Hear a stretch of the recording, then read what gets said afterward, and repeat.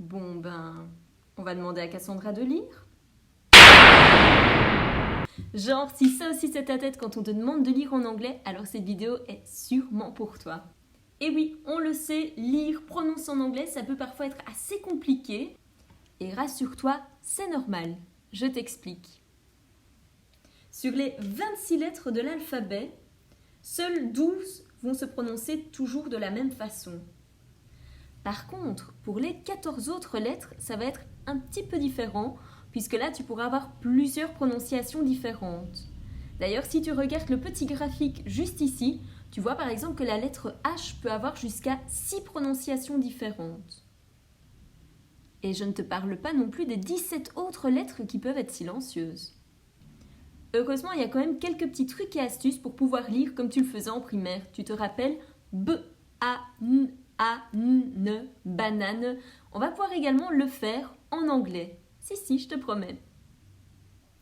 Pour y arriver, je t'ai rassemblé plusieurs techniques, dont notamment la technique Nardagani, qui permet donc de lire en anglais plus facilement, qui s'inspire un petit peu du système japonais où on écrit des petits signes en dessous des lettres pour pouvoir savoir comment les prononcer. Alors je te rassure, je ne vais pas utiliser que cette méthode, je vais aussi faire une combinaison de plein d'autres petits trucs et astuces que j'ai pu trouver sur le net, histoire de te donner les meilleures chances de pouvoir lire en anglais.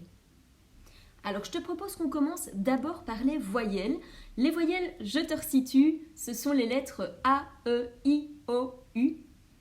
Alors en anglais, tes voyelles peuvent être longues ou peuvent être courtes.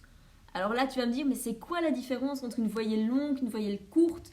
Alors ne t'inquiète pas, en règle générale, les voyelles longues se prononcent comme leur alphabet. Donc A, E, I, O, U.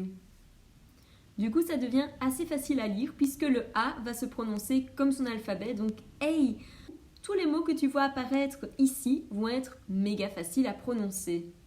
Alors, je tiens à attirer ton attention juste avant de commencer. Tu vois qu'à chaque fois, il y a la lettre E qui est soulignée. Alors, il faut savoir que le E, quand il est final en anglais, en règle générale, il va être silencieux. Donc, on ne va pas le prononcer. On va vraiment faire comme s'il n'existait pas. Et quand une lettre est silencieuse, dans la méthode Nardagani, on la souligne. Donc à chaque fois que vous allez rencontrer par la suite une lettre soulignée, ça voudra dire qu'elle ne se prononce pas. Donc on fait comme si elle n'existait pas. Autre chose à savoir sur le petit E en anglais, c'est que souvent on l'appelle le Magic E, puisqu'il a la capacité de rendre la voyelle juste avant longue. Et qui dit voyelle longue, dit voyelle lue comme l'alphabet. Allez, c'est parti, on va tenter de lire les mots suivants. Ici, vous voyez que vous avez L, A, K, lake. Juste après, vous avez B, A, K, bake. On fait la même chose avec le suivant. G, R, A, P, grape. Et tant qu'on est fou, on va aussi s'amuser avec la lettre I qui se lit en anglais I. Allez, c'est parti. B, I, K, bike. T, I, M, time.